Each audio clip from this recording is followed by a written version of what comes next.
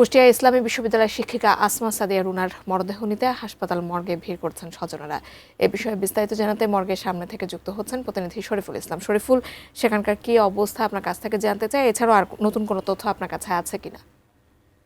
বলছিলেন আমি এখন রয়েছি আসমা সাদিয়া রুনার বাসভবন, যেখানে কুষ্টিয়া সরকারি কলেজের সামনে তার বাসভবন। সেই বাসভবনের নিচেই মরদেহ নেওয়া হয়েছে। এখানে অসংখ্য স্বজন এবং শিক্ষার্থী, তার ক্যাম্পাসের শিক্ষার্থীরা এখানে ভিড় করেছেন। এক নজর দেখার জন্য তারা অনেকেই চেষ্টা করছেন, কিন্তু আসলে এখনকার পরিবেশটা একেবারে গুমোট অবস্থা, একদম শোকে বিহ্বল অবস্থা। স্বজনদের মাঝে কান্নার রোল পড়েছে। বিশেষ করে আরেকটা আপনার মাধ্যমে জানাতে চাই, আসমা সাদিয়া রুনার 4টি সন্তান আছে। 4টি সন্তানই এখনও সর্বকনিষ্ঠ সন্তানের বয়স 18 মাস। তার বিষয়টা নিয়ে এবং তার পরিবাররা বেশ ক্ষুব্ধ অবস্থার মধ্যে রয়েছে যে এরকম একটা মর্মান্তিক নির্মম ঘটানো হলো। কেন হলো? নিশ্চয়ই একটা পরিকল্পনা আছে।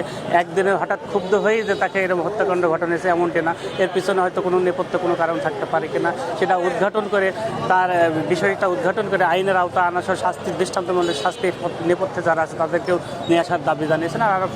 আর সাদিয়ার মরদেহ হয় কিছুক্ষণ পরে কেন্দ্রীয় ঈদগাহ মাঠে নেওয়া হবে, সেখানে জানাজা শেষ করে গোরস্থানে দাপন করা হবে।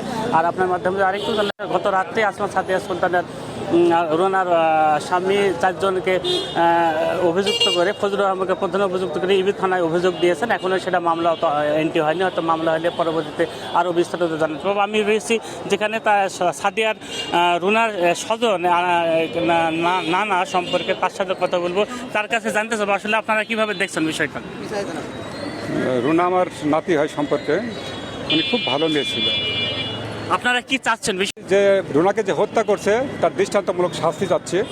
আর এই ধরনের ঘটনা বাংলাদেশের জন্য না কখনো ঘটে। তার হচ্ছে 3টা মেয়ে, একটা ছেলে, সবাই ছোট।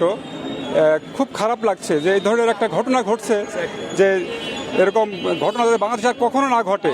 আর বাংলাদেশের আরেকটা জিনিস আমি প্রধানমন্ত্রীর কাছে আবেদন করব, সেটা হচ্ছে একটা শিক্ষা ব্যবস্থায় যদি এই ধরনের ঘটনা ঘটে তাহলে বাংলাদেশের বিচার কোথায়।